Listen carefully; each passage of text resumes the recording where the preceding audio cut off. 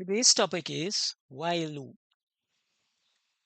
At the end of the session, the learner would be able to define the term while loop, define the term sentinel value, state how the sentinel value is used in code, state the structure of the while loop, draw the flow chart for the while loop, explain the uses and operation of the while loop.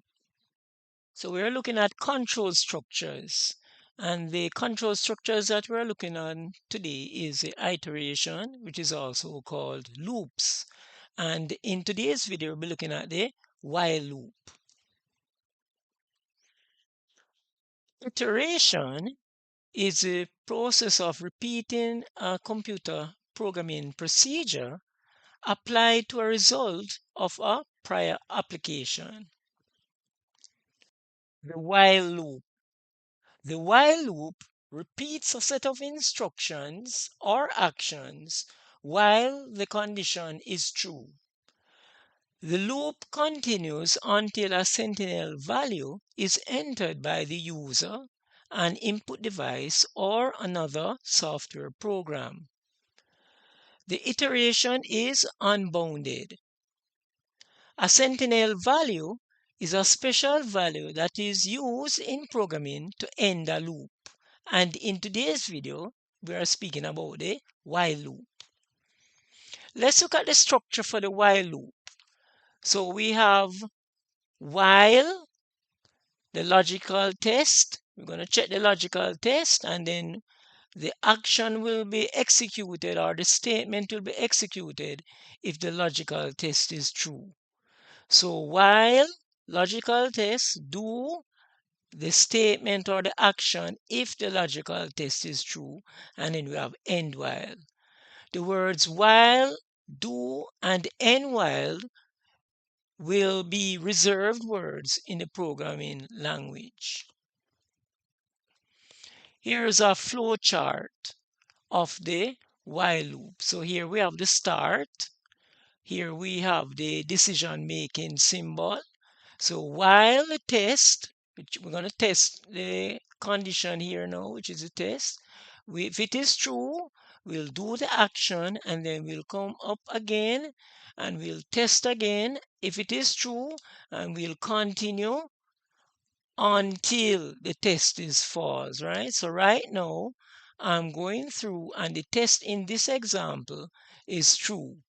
If we come up here now, the result is false, then the program will come here and then it will stop based on this flowchart design. Okay?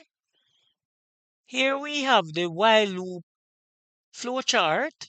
We start here, then we go to the decision making symbol, and while the test or the condition is true, then this action will be executed, and then it will come back up, will come back to the decision making symbol, and while the test is true, it will come, do the action, and it will loop as long as the test is true. So while the test is true, we'll have this looping effect.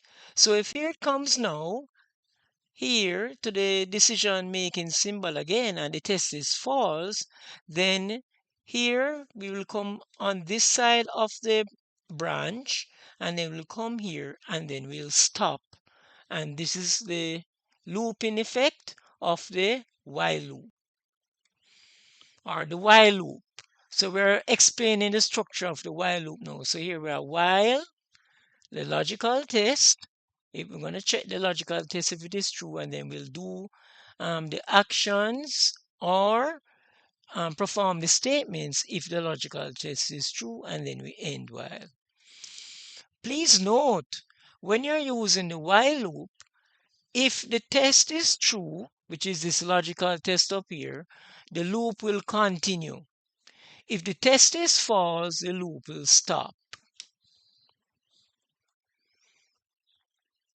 A yes, no, or true, false test is used to stop a conditional control loop for the while loop. In programming, Relational operators are symbols used to compare two values and determine if a specific relationship exists between them, whether it is true or false. They control the flow of the program, especially in conditional statements and loops. For the while loop, the following relational operators are used. So we have equal to, which can be represented by two equal signs as shown here.